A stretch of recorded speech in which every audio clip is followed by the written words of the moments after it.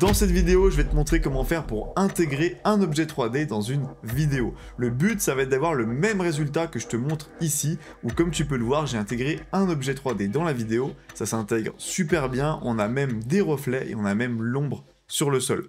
Donc le but, c'est que je te présente la manière la plus simple et facile possible pour que tu puisses avoir le même résultat de ton côté. Donc, c'est parti. On se retrouve sur Blender, on est sur le projet démo que je t'ai montré au début de cette vidéo. Tu peux voir qu'on a bien l'objet qui est incrusté dans ma vidéo et tu peux voir que le tracking fonctionne correctement. Donc on va venir refaire exactement la même chose. Donc déjà on va venir créer un nouveau projet pour repartir de zéro. Et la première étape, ça va être de charger une vidéo dans Blender. Donc là, tu as deux solutions. Soit tu prends la vidéo que je te mets à disposition, tu recevras le lien en description pour la télécharger. C'est exactement la même vidéo que moi. Soit la deuxième option, si tu importes ta propre vidéo, soit que tu as téléchargé sur Internet, soit vidéo que tu as filmée toi-même. Moi, je te conseille de prendre l'option numéro 1, prendre la même vidéo que moi, au moins on est sur les mêmes valeurs, les mêmes paramètres, on va dire, et donc il y a moins de risques que tu galères au niveau du tracking. Parce que si tu importes ta propre vidéo et que la qualité est mauvaise ou que la stabilisation est mauvaise par exemple, eh ben ça risque d'être un petit peu plus difficile. Donc pour réussir le tuto et du coup comprendre tout ce qu'on va faire dans cette vidéo, moi je te conseille vraiment de prendre la même vidéo que moi. C'est le lien en description.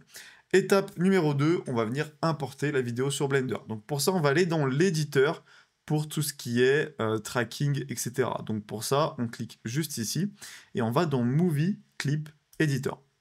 Ici, on clique sur Open et on vient charger la vidéo. Donc là, on peut voir ma vidéo qui est chargée.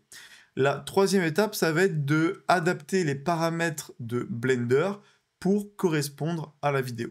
Tout simplement. Donc là, on peut voir ici, dans Footage, dans le menu à droite, si jamais tu n'as pas ce menu à droite, tu appuies sur la touche N du clavier pour le faire apparaître, on peut voir les paramètres de la vidéo. Et on peut voir qu'elle est en 1920 par 1080 pixels, et on peut voir qu'elle fait 29,97 frames per seconde, donc images par seconde. On va devoir mettre exactement les mêmes paramètres dans notre projet Blender, et ce, pareil, si jamais tu as une vidéo au format vertical, du coup, forcément, tu vas avoir une différence au niveau des pixels, il faudra tout changer ici dans les paramètres. Donc, on va aller dans le paramètre Output, juste ici, et on va mettre les mêmes valeurs. Donc, 1920 par 1080, on est bon. Par contre, framerate, on est sur 24 FPS par défaut, 24 images par seconde, donc on va se mettre sur 29,97 pour avoir exactement les mêmes valeurs. La quatrième étape, ça va être de choisir... alors, la quatrième étape, plutôt, ça va être de précharger la vidéo. Et pour précharger la vidéo, on va venir choisir une zone dans laquelle on va venir travailler. Donc moi, je ne souhaite pas prendre la vidéo en entier. Je souhaite prendre qu'une seule partie. Donc pour ça, je vais déjà charger ma vidéo en entier et faire en sorte que ma timeline prenne en compte l'entièreté de la vidéo. Comme ça, je pourrais me déplacer et choisir exactement les images que je souhaite garder. Donc pour faire ça, on va aller en haut à gauche ici dans Clip. Pareil, si tu n'as pas le menu ici en haut à gauche, c'est la touche T du clavier. Et on va cliquer sur cette scène frame. En faisant ça, tu peux voir que ma timeline vient de s'agrandir. Et maintenant, la timeline part de l'image 1 jusqu'à 870. Donc en fait, on va venir prendre le nombre d'images de la vidéo et agrandir la timeline pour couvrir toute la vidéo du début à la fin de la vidéo, tout simplement. Maintenant, tu peux voir en bas qu'on a une petite barre violette, et sur cette barre violette, on a des petits traits. Ça, c'est un petit peu comme sur After Effects, si jamais tu connais. En fait, tu vas avoir des zones qui vont être préchargées dans le cache du PC, ce qui te permet de lire la vidéo de manière fluide sur ton PC quand tu travailles. Donc par défaut, on va devoir précharger la vidéo afin que toute la zone soit en violet clair ici, ce qui veut dire qu'elle est préchargée dans le cache et donc qu'on va pouvoir se déplacer dans la timeline de manière fluide. Avant de faire ça, on va déjà choisir quelle partie de la vidéo on souhaite garder. Donc moi, je souhaite garder à partir, je pense, de 340-350 jusqu'à à peu près 470. Parce que sur cette partie, en fait, on a quelque chose d'assez stable et on n'a pas trop de changement de lumière. Alors que si je vais un petit peu avant, on peut voir que la vidéo commence en regardant quand même assez haut et quand on avance un moment, on a l'exposition qui diminue ici, on a une luminosité qui devient très faible, on a quelque chose de très foncé, et donc là je pense que ça risque de quand même pas mal bugger au niveau du tracking. Donc pour faciliter tout ça, je pense que le mieux c'est de se mettre à peu près vers 340 au niveau du start ici, jusqu'à à peu près 470. Donc bien sûr, plus la vidéo est longue, plus les calculs qu'on va faire ensuite vont être longs. Donc c'est pour ça aussi que je choisis une zone assez courte. Comme ça, ce sera plutôt rapide et simple pour le tuto. Maintenant qu'on est bon, on va devoir faire le pré-calcul. Le pré-calcul, c'est super simple. On clique ici sur Prefetch. Et là, le pré-calcul est fait. Ma vidéo est super fluide. Maintenant, on va pouvoir attaquer l'étape majeure, c'est-à-dire le tracking. On va devoir traquer les pixels, que ce soit sur le sol, que ce soit sur les murs, afin de faire comprendre à Blender qu'est-ce qui se passe niveau mouvement dans la scène, afin de reproduire ça dans la scène 3D le plus proche possible en fait de la réalité, tout simplement. Alors comment ça fonctionne? On va ajouter ce qu'on appelle des marqueurs. Donc les marqueurs, c'est des points qui vont venir traquer des pixels. Par exemple, si je vais sur le tag ici à droite et que je sélectionne ce point juste là, je fais CTRL clic gauche avec le clavier et ça me permet d'ajouter un marqueur. Ce marqueur va essayer de traquer les pixels qui sont à l'intérieur ici.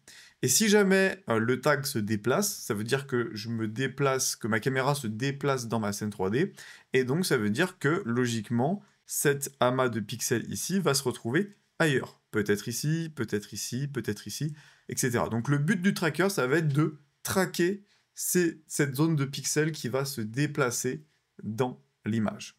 Pour voir ce que voit le tracker de manière précise, on peut appuyer sur la touche N pour aller dans le menu à droite ici, aller dans Track, et ici on a un aperçu du tracker, et on peut laisser clic gauche enfoncé avec sa souris pour déplacer de manière très précise le marqueur. On peut aussi appuyer sur S pour agrandir ou rétrécir sa taille, on peut aussi lui faire des rotations. Et si on fait Alt-S avec le clavier, on ajoute une zone un petit peu plus grande autour. C'est en fait une zone de recherche où le tracker va pouvoir aller chercher dans cette zone-là. Si jamais, par exemple, le point s'est déplacé un petit peu trop vite, il va pouvoir le retrouver dans cette zone et donc ramener le tracker correctement, tout simplement. Donc si jamais on souhaite le faire manuellement, on va devoir placer des trackers un petit peu partout dans la scène, à des endroits stratégiques. Par exemple, le petit point ici, par exemple, un petit point là. En fait, il faut lui donner à Blender des motifs assez faciles à retrouver dans la scène, tout simplement. Donc ça peut être des bordures, ça peut être des coins, ça peut être des choses comme ça. Ça peut être par exemple ici un petit bout d'herbe qui dépasse, etc., etc. Donc nous, on va pas le faire de manière manuelle, on va venir le faire de manière automatique grâce à une fonctionnalité de Blender. Donc pour ça, on va venir supprimer le marqueur qu'on a ajouté, on le sélectionne, on fait Supr. Et ce qu'on va venir faire, c'est qu'on va aller juste ici dans les paramètres et on va venir régler 2-3 choses. Déjà dans Motion Model, on va venir se mettre sur Location, Rotation et Scale. Ensuite, on va cliquer ici sur Detect, Feature, et comme on peut le voir, ça a rajouté tout un tas de marqueurs sur l'image. Pour lancer le calcul des marqueurs, on a juste à aller ici sur Track, et on clique sur le bouton juste ici. Track Marqueur, ou alors le raccourci clavier, c'est CTRL-T. Quand j'appuie là, on peut voir que je lance les trackers. Quand je me déplace ici dans la timeline, on peut voir qu'il y a des trackers qui disparaissent, donc notamment ceux qui arrivent en bord d'image. Par exemple, ici, au bord de l'image, j'ai des trackers qui forcément vont disparaître. On peut voir que, globalement, les trackers fonctionnent bien. Par exemple, si je prends ce tracker ici, on peut voir qu'il a tracé une petite courbe et qui suit parfaitement cette partie-là niveau pixel. Donc ça marche globalement bien. Mais on va avoir quand même quelques soucis. Si j'avance un petit peu dans la timeline, au bout d'un moment, on risque d'avoir pas mal de trackers qui vont perdre le tracking. Par exemple, le point qui est juste là, il n'est pas encore arrivé en fin d'image, par contre, il perd le tracking, alors qu'il pourrait encore continuer. Et donc il y a pas mal de points, on peut les voir ici en rouge, qui ont perdu le tracking. Donc ce qu'on va devoir faire, c'est avancer un petit peu jusqu'à un moment où on a quand même pas mal de points perdus. Donc je trouve que ici, ça manque quand même pas mal de points. Et donc là, on va demander à Blender de refaire un calcul et d'ajouter des nouveaux marqueurs. Donc on va cliquer ici, Detect Features, il ajoute des nouveaux marqueurs, et on va recliquer ici pour faire un calcul. Donc le but, ça va être de faire ça plusieurs fois. Donc là, on peut appuyer sur A pour afficher tous les marqueurs, voir un petit peu ce qui se passe. Là, on peut voir, on a les nouveaux marqueurs. On avance. Et puis là, on voit qu'on a perdu quand même pas mal de marqueurs ici. Et donc ici, on rajoute encore des marqueurs. Detect Feature. Et on va relancer encore un calcul. Et là, normalement, on devrait, de manière constante sur la durée de notre vidéo, avoir toujours des marqueurs disponibles qui traquent. Donc là, ça m'a l'air plutôt pas mal.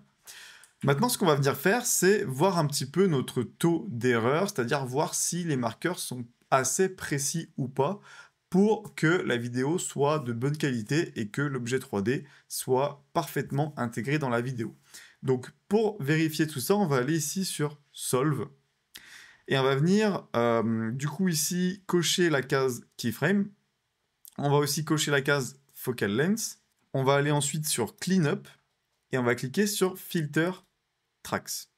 Donc quand je clique sur Filter Tracks, je vais venir me déplacer pour que tu puisses voir correctement. On a un petit menu ici qui s'affiche qui s'appelle Filter Tracks et quand je clique dessus, c'est écrit Track Threshold 5. Donc ça va permettre de filtrer les marqueurs qui sont moins précis que les autres parce que des trackers qui sont peu précis peuvent en fait complètement on va dire, abîmer votre tracking et ça va faire quelque chose de vraiment pas top. Donc ici, niveau valeur, on va mettre 10. Et quand j'appuie sur Entrée, on peut voir en bas qu'on a un message Identified 47 problématiques track. Donc en fait, ce que ça fait, c'est que ça vient sélectionner des trackers qui posent problème. On peut voir ici qu'on en a pas mal. Donc, comme ils sont déjà sélectionnés, on a juste à appuyer sur Supr et les supprimer. Maintenant qu'on a fait ça, on va pouvoir cliquer ici sur Solve Camera Motion. Et là, ça va faire un petit calcul, ça peut prendre un petit peu de temps. Et ça va nous donner une valeur qu'on va interpréter pour savoir si on est précis ou pas. Voilà. Et là, ce qu'on peut voir en haut à droite, on a un petit message, c'est écrit Solve Error 0.60 pixels. Donc ce qu'il faut savoir, c'est que si on est en dessous de 1, on est plutôt très bien au niveau du tracking. Donc là, pour le coup, ça marche vraiment bien. L'étape suivante, ça va être de générer la scène 3D. Donc pour ça, on va devoir descendre en bas dans Scene Setup.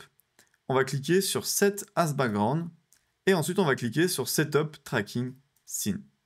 Donc Set as Background, ça permet de mettre la vidéo en fond et Setup Tracking Scene, ça permet de mettre en place la scène 3D. Donc maintenant, je peux quitter ce menu et aller sur mon 3D Viewport. Voilà. Donc là, sur le 3D Viewport, on peut voir qu'il n'y a pas grand-chose qui s'est passé. Je me mets sur ma vue caméra et je peux bien voir qu'on a le fond qui est la vidéo. On peut voir qu'il n'y a pas vraiment de tracking qui fonctionne. On va ouvrir ici une autre fenêtre et on va aller sur le Movie Clip Editor. On va venir recharger notre vidéo.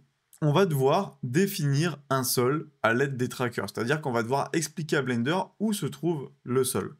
Donc c'est assez simple, on va ici dans l'image et on va sélectionner quelques trackers. Donc par exemple celui-là, celui-là et celui-là.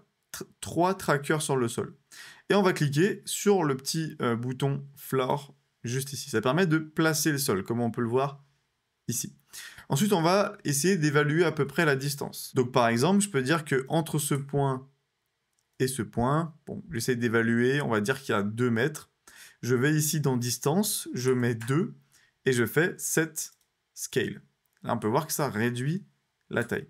Donc là, on commence maintenant, comme on peut le voir dans la prévisualisation, à avoir quelque chose de plutôt pas mal. Donc maintenant, on va devoir placer le sol correctement. Donc pour rappel, le sol va nous servir pour capturer uniquement l'ombre de mon objet 3D. Donc on va sélectionner le sol. On va aller ici sur une autre vue 3D, on va se mettre au-dessus. Là, on peut voir, on a tous les trackers qui apparaissent à l'écran. Hop, on se met sur une vue de dessus avec la touche Set. Et je vais venir déplacer mon plane. Donc je vais venir me placer Voilà, à peu près comme ça. Je vais faire une petite rotation. Le but, ça va être de matcher un petit peu avec le sol. Donc, ce que je peux faire, c'est par exemple réduire un petit peu la taille. Voilà, comme ça, je match avec le sol. Et je peux prendre, par exemple, en mode edit, cette partie-là et l'étirer.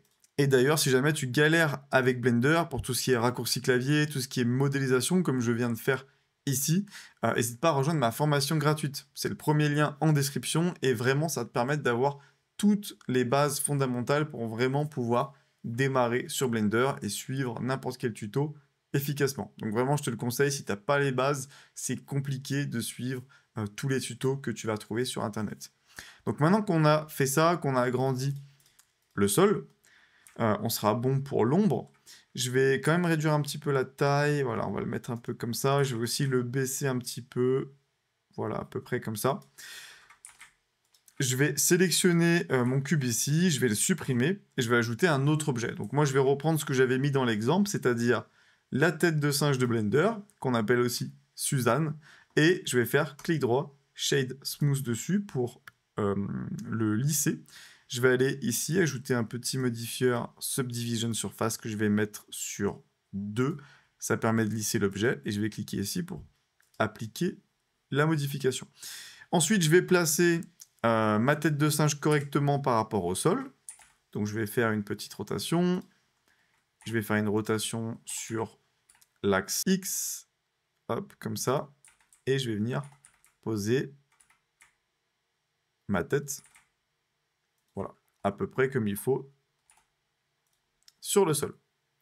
Maintenant qu'on a fait ça, on va pouvoir la déplacer. Donc moi, je la veux un petit peu plus proche. Je vais me mettre en mode wireframe. J'appuie sur Z dans la vue 3D pour voir en transparence. Et je vais me mettre à peu près ici. Je vais faire tourner, voilà, la tête. Je vais réduire également sa taille. Donc du coup, voilà, je vais me réajuster par rapport au sol. Et voilà. Maintenant, ce qu'on va venir faire, c'est régler tout ce qui est paramètres de rendu. Hop, donc je vais me décaler à gauche. Et on va aller ici dans les paramètres de rendu. On va se mettre sur le moteur Cycles. On va activer la carte graphique. Donc là, pareil, tout ça, je l'explique plus en détail dans la formation gratuite de Blender. Donc n'hésite pas à aller la regarder. Ensuite, ici, au niveau des paramètres, Viewport, on va venir mettre 32. Render, pour que ça soit rapide, on va venir mettre 64. On va activer Denoise ici et on va bien s'assurer que la case Use GPU est cochée pour utiliser la carte graphique correctement. Et une fois qu'on est bon à ce niveau, on peut tester un rendu. Alors, juste avant de tester un rendu, on va sélectionner le sol et on va dire à Blender qu'on veut capturer uniquement les ombres et qu'on veut que le sol soit transparent. Donc pour ça, on doit aller ici, on va dans Visibility et on clique sur Shadow Catcher pour le sol. Mais on peut voir que ça a déjà été ajouté par défaut quand Blender a ajouté le sol automatiquement pour nous. Donc ça, c'est bon. L'autre chose à faire, ça va être d'aller ici dans Render, descendre, d'aller dans Film et cocher la case Transparent. Maintenant qu'on est bon, on peut tester de faire un rendu. Donc on peut faire Render ici et cliquer sur Render Image. Et voilà. Ce qu'on peut voir, c'est que notre objet est parfaitement incrusté dans notre image. On peut voir l'ombre sur le sol, on peut voir l'objet ajouté dans la scène, donc c'est vraiment génial. Et donc ça veut dire que ça fonctionne aussi pour la vidéo. Si je me mets ici en mode rendu et qu'on regarde un petit peu, et ben si j'appuie sur Play, on peut voir que le tracking fonctionne parfaitement. Donc ensuite, pour améliorer un petit peu tout ça, le but ça va être de travailler l'éclairage de la scène 3D de Blender pour que ça reprenne le même style d'éclairage que dans la vidéo. Là, on peut voir dans la vidéo qu'il ne fait pas forcément très beau. On peut voir dans la vidéo que les couleurs sont un petit peu grisâtres. Donc, on va essayer de faire un éclairage qui se rapproche le plus de ça. Donc, j'ai cherché sur Internet une image HDR qui rappelle un petit peu la même ambiance. Donc, moi, j'ai trouvé celle-ci sur le site de Polyhaven. Donc là, il fait quand même jour, il y a quand même un joli éclairage. Mais c'est pas très grave parce qu'on est entouré de pierre, donc on aura des reflets de pierre, donc ça ira parfaitement avec l'image, avec l'ambiance qu'on veut donner. Donc bien sûr, je te mettrai aussi le lien en description pour télécharger la même image, tu peux aussi en télécharger une autre, il n'y a pas de souci. On va aller sur Blender, on va aller ici dans World, on va cliquer sur le petit point jaune dans Color, on va sur Environnement Texture, on clique sur Open. On vient chercher notre image HDR, Voilà, donc là, elle a été ajoutée. Pour pouvoir la régler correctement, déjà, moi, je vais réduire un petit peu la puissance à 0.8 parce que je trouve qu'elle est un petit peu trop lumineuse. Donc, on réduit un petit peu la lumière. Ensuite, ce qu'on peut faire pour la régler un peu correctement, c'est ajouter un matériau sur notre objet, ajouter un petit peu de reflet pour voir un petit peu l'éclairage, qu'est-ce que ça donne. Et ensuite, aller juste ici, ouvrir un shader editor. On clique sur objet, on va sur world. Et là, ça va nous permettre de régler la rotation de notre image. Donc, pour faire un exemple, c'est très simple. En fait, si j'enlève ici, si je désactive transparent, on peut voir notre image en fond. Donc, en fonction de la rotation de l'image, ça va éclairer notre objet d'une certaine façon. Donc, pour ça, on sélectionne la texture ici, on fait CTRL-T, ça permet d'ajouter les deux nodes ici. Alors, CTRL-T, ça fonctionne uniquement si tu as le plugin de Blender qui s'appelle Node Wrangler qui est activé.